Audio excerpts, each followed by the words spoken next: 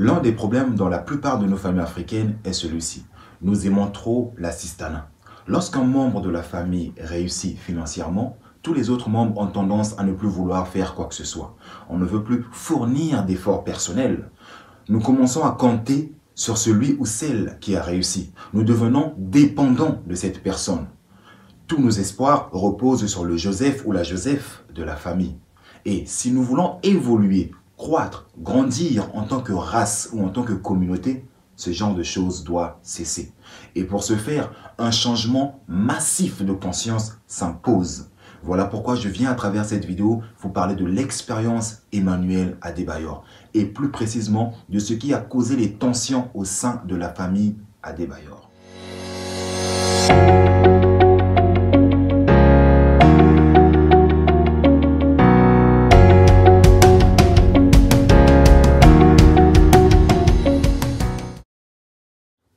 Salut à tous, j'espère que vous allez merveilleusement bien, tout comme moi, ça ne change pas. Qui plus est, je me sens toujours aussi parfaitement divin et d'ailleurs, vous devriez dire la même chose. Celui qui ne sait pas qu'il sait, éveille-le. Voilà le but de ma chaîne Motiveuse Power. Éveillez vos consciences en vous poussant sans cesse à la réflexion afin que chacun puisse tendre vers sa propre sagesse. D'où le slogan « Sagesse intérieure ». Mes amis, nous sommes en 2023 et cette histoire entre Adebayor et sa famille s'est déroulée il y a bien longtemps. Alors où est l'intérêt de vouloir en reparler en 2023? En quoi cette histoire peut nous être utile? Pourquoi revenir sur le passé? Pourquoi parler d'une chose qui est déjà passée? Où est l'intérêt d'en parler aujourd'hui? Voilà des questions probables que certains d'entre vous se posent. Mais écoutez, vous savez, dans la vie, il y a plusieurs façons d'apprendre. On peut apprendre de nos erreurs, tout comme on peut apprendre des erreurs des autres. Et dans cette vidéo, nous allons apprendre des erreurs de l'expérience Emmanuel Adebayor. Car dans cette histoire, il y a d'importantes leçons à apprendre. Il y a d'importantes vérités à connaître. Mais attention, on n'est pas là pour juger ou faire du commérage. Non, car comme vous le savez déjà, Motiveuse Power n'est pas une chaîne de gossip. Non, on n'est pas là pour congosser. D'accord? C'est pas Congosa TV, c'est pas Songi Channel, on n'est pas là pour faire le kit chocolo. Non. Le but de ma chaîne Motiveuse Power, c'est l'éveil de la conscience. C'est pourquoi j'ai choisi de parler de cette expérience Emmanuel Adebayor dans le but de susciter cet éveil massif de conscience que je vous ai parlé au tout début de la vidéo. Mais vous devez savoir que j'ai commencé à écrire ce sujet en 2022, depuis l'année dernière, plus précisément le 4 novembre 2022. Et ensuite, j'ai retardé, lambiné, oublié de le rendre public. Mais par contre, le sujet ne m'avait pas oublié. Il revenait sans cesse dans mon esprit, me disant « Tu dois me rendre public. Il faut que le monde écoute ce que tu as à dire. Il faut que tu me rendes public. » Et me voici donc devant vous, sur le point de vous partager ce que j'ai reçu. Sur le point de vous parler des leçons que j'ai pu tirer de cette expérience Emmanuel Adebayor, dans le but de susciter en chacun de nous cet éveil massif de conscience. Car un changement massif de conscience commence toujours par un changement individuel de conscience. J'espère que le contenu de cette vidéo déclenchera en chacun de vous un éveil de conscience. Et si vous êtes prêts, comme d'habitude, laissez-moi un pouce bleu comme Dada et je vous dis c'est parti.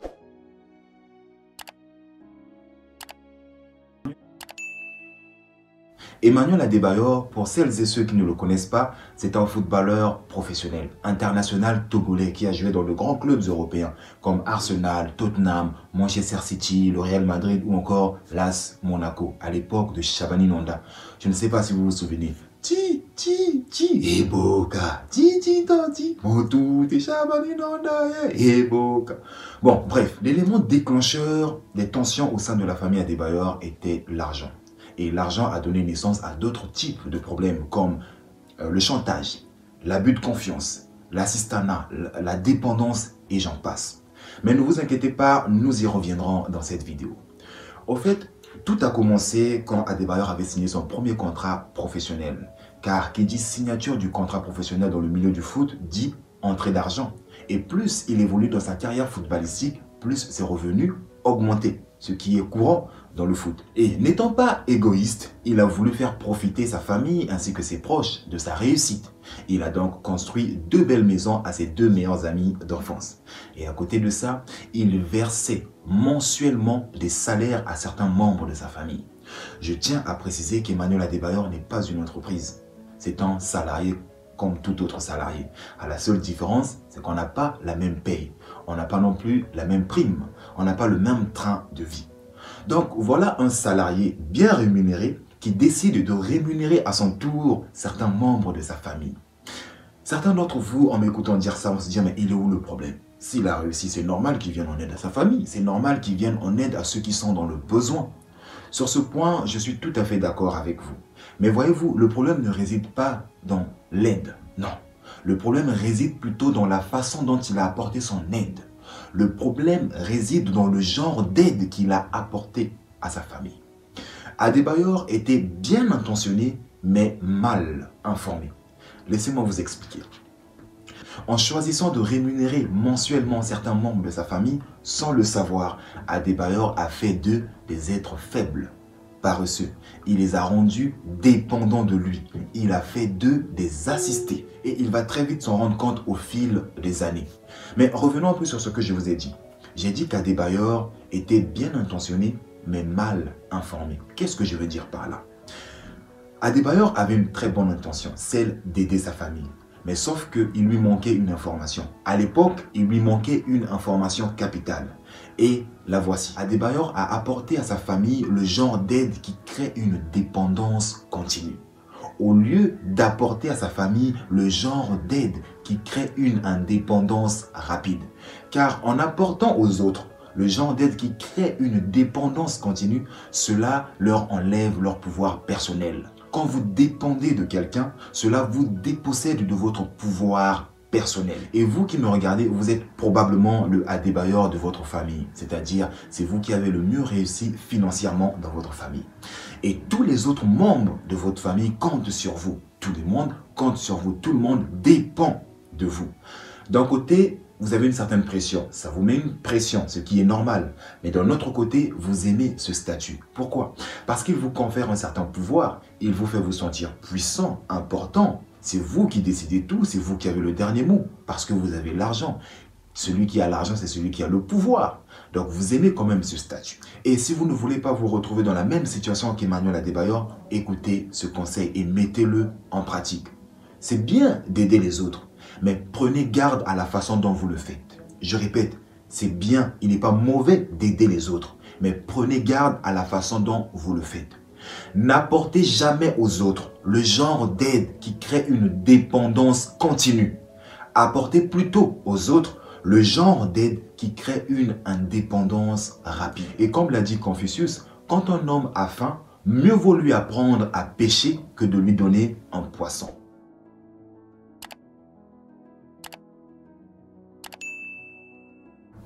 Première conséquence. Un jour, le frère d'Adebayor vient rendre visite à Adebayor chez lui pour lui parler d'un projet qui lui tenait à cœur. Il lui dit, écoute mon frère, moi je compte lancer un business de voitures de luxe, donc j'aimerais que tu m'aides. Adebayor lui dit, d'accord, de combien as-tu besoin? Il donne le montant. Adebayor trouve que c'est une somme colossale. Il dit que je ne peux pas t'aider parce que je n'ai pas cette somme, c'est beaucoup trop pour moi en fait. C'est pas que je ne veux pas t'aider, mais je ne peux pas t'aider, c'est trop pour moi. Son frère n'était pas d'accord de la réponse d'Adebayor. Il a commencé à s'énerver. Comment ça, tu ne peux pas m'aider et tout. Il commençait un peu à le menacer. Il dit non, je ne sais pas que je ne veux pas t'aider, je ne peux pas. Si tu veux, tu attends quand j'aurai ma prime, quand j'aurai mon salaire, je pourrais t'avancer. Mais sinon, là, j'ai rien, je ne peux pas t'aider. Cette somme, elle est énorme en fait. Son frère n'était pas d'accord et il a pété les plombs. Et le lendemain matin, Adebayor se réveille avec un couteau sous la gorge. Voilà son frère énervé, prêt à l'égorger comme un mouton. Pourquoi? Parce qu'il ne lui a pas donné l'argent dont il voulait. Alors, pourquoi son frère a-t-il réagi ainsi?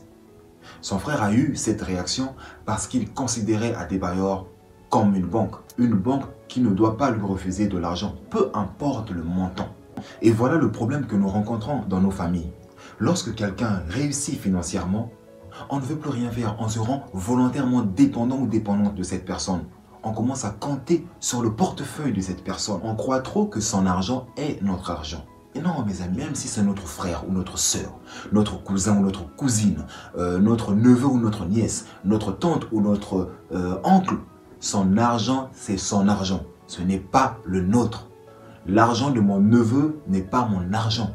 Nous devons arrêter de compter sur le portefeuille des autres. Nous devons arrêter de bâtir des projets en comptant sur l'argent des autres. Non, la paresse et la dépendance continue à autrui ne nous aideront pas à grandir ou à croître en tant que communauté ou en tant que race. Ah non, nous devons arrêter de compter sur les autres. Et comme par hasard, cette croyance erronée qui veut que nous comptions sans cesse sur les autres s'étend dans divers aspects de notre vie. Vous voulez des exemples? Regardez par exemple des personnes religieuses. Elles croient toutes que leur salut viendra d'une personne extérieure à elles. Pareil dans le domaine politique. Nous comptons trop sur le gouvernement pour que les choses changent. Nous ne nous croyons pas assez capables de changer les choses à notre niveau. On attend toujours que ce soit les autres, que le gouvernement fasse le premier pas pour que les choses changent. Dans le domaine sentimental, on observe la même chose. Il y a des gens qui tiennent ce genre de discours. Ah, je ne suis pas heureux parce que je ne suis pas encore marié, parce que je n'ai pas encore trouvé la femme de ma vie ou l'homme de ma vie. Ah, je serai heureux quand je me marierai. Ah, celui qui trouve une femme trouve le bonheur. On compte sur n'importe qui, on compte sur des personnes extérieures à nous, mais jamais sur nous-mêmes. C'est quoi cette mentalité? On ne peut pas avancer avec cette mentalité. Un changement massif de conscience commence toujours par un changement individuel de conscience. Donc si nous voulons évoluer en tant que race, chacun de nous doit arrêter avec cette mentalité de toujours dépendre des autres, de toujours compter sur les autres. Non, non, écoutez, lorsque vous dépendez sans cesse des autres, lorsque vous comptez sur les autres, cela vous dépossède de votre pouvoir personnel. Et si nous voulons évoluer individuellement, nous devons reprendre notre pouvoir personnel. Commencez d'abord par compter sur vous-même. Ayez confiance en vous-même. Ne comptez pas sur le portefeuille d'autrui. Ne faites pas vos projets avec l'argent de quelqu'un d'autre. Tu vas inscrire ton enfant dans une école qui coûte hyper cher. Tu es conscient ou consciente que tu ne peux pas subvenir aux frais de scolarité, mais tu oses quand même appeler ton cousin ou ton oncle ou je sais pas qui a l'argent pour lui dire que c'est à lui ou c'est à elle de payer la scolarité de ton enfant. Qu'est-ce qui ne va pas?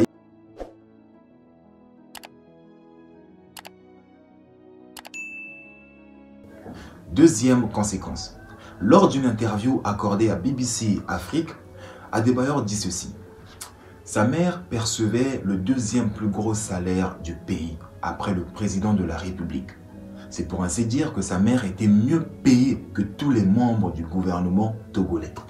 Je tiens à préciser que la mère d'Adebayor n'est plus de ce monde, donc paix à son âme, nous n'allons pas chercher à salir sa mémoire, non. Mais compte tenu du contexte de notre vidéo, il est important pour nous d'inclure cet exemple-là, d'accord? Pour susciter, encore une fois de plus, cet éveil massif de conscience. Revenons maintenant à nos moutons. Il ajoute ceci. À côté de ça, j'avais signé un contrat, un partenariat avec des entreprises agroalimentaires pour qu'elles livrent à ma mère tous les mois les denrées de première nécessité. Donc, tout ce qui concernait l'alimentaire, sa mère ne sortait aucun centime de sa poche. Tout était assuré par son fils, Emmanuel Adebayor. Jusqu'à présent, il n'y a rien d'alarmant.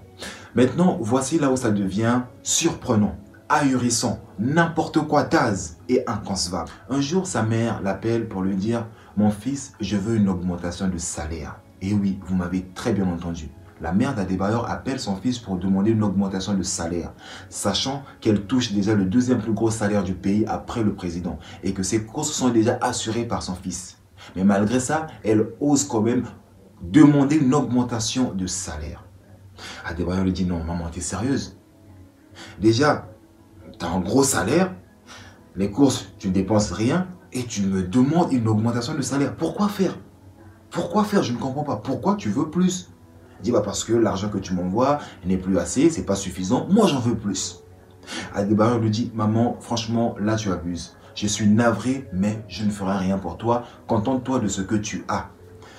Sa mère n'étant pas d'accord, elle a commencé à le menacer. Elle lui dit si tu ne me donnes pas l'argent que je te demande, j'appellerai les journalistes, j'appellerai les médias.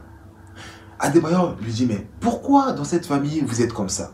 Quand je vous dis non, quand vous me demandez quelque chose, je vous dis non, vous commencez à me harceler, vous commencez à me menacer. Ah, on va appeler les médias, ah, on va appeler les journalistes, on va leur dire. Quand je dis oui, personne n'appelle les médias. Mais quand je dis non, là vous appelez les médias pour parler, pour ternir mon image. Pourquoi? Franchement, appelle les journalistes si tu veux, je m'en balèque, j'en ai marre. C'était la goutte de trop pour Adebayor. Si je me mets à sa place, j'aurais fait la même chose. C'était la goutte de trop. Et ça ne s'arrête pas là. Voici un autre cas. Un jour, alors qu'il jouait encore au Real de Madrid, il était dans les vestiaires. Et là, le président du club, Florentino Pérez, le fait venir dans son bureau. Bon, déjà, tu es dans ton vestiaire. Le patron t'appelle. Tu te dis, bon, j'ai rien fait, mais pourquoi a-t-il besoin de moi? Tu commences déjà à te poser des questions. Mais qu'est-ce que j'ai fait? Pourquoi il m'appelle? Il m'appelle jamais comme ça, mais pourquoi? Et il se rend dans le bureau du président. Le président lui dit, prends place. J'ai quelque chose d'assez important à te dire. D'accord, président, je vous écoute. Je viens de recevoir l'appel de ton frère. L'appel de mon frère? Oui, ton frère vient de m'appeler. Il demande à ce que je résilie ton contrat. Quoi? Oui, ton frère veut que tu quittes le club. Essayez de vous mettre à la place d'Adebayor. Imaginez un peu la réaction que vous aurez. Ton frère, ton propre frère, appelle le patron de l'entreprise dans laquelle tu travailles pour lui demander de te licencier. Alors pourquoi le frère et la mère d'Adebayor ont-ils réagi de cette façon? La réponse est simple. C'est parce que Adebayor les avait déjà habitués à toujours répondre à leurs besoins. À chaque fois qu'ils avaient besoin de quelque chose, Adebayor était là pour répondre présent. Adebayor ne savait pas dire non. Et lorsqu'il a compris que les personnes qui demandent n'ont aucune limite et que c'était à lui de mettre les limites, le fait de dire non n'a pas plu à sa famille. Tu nous as toujours habitués à dire oui, maintenant tu nous dis non, on va te mettre la pression pour que tu répondes à nos besoins. Donc la morale de cette histoire est celle-ci. Lorsqu'un homme a faim, mieux vaut lui apprendre à pêcher que de lui donner un poisson.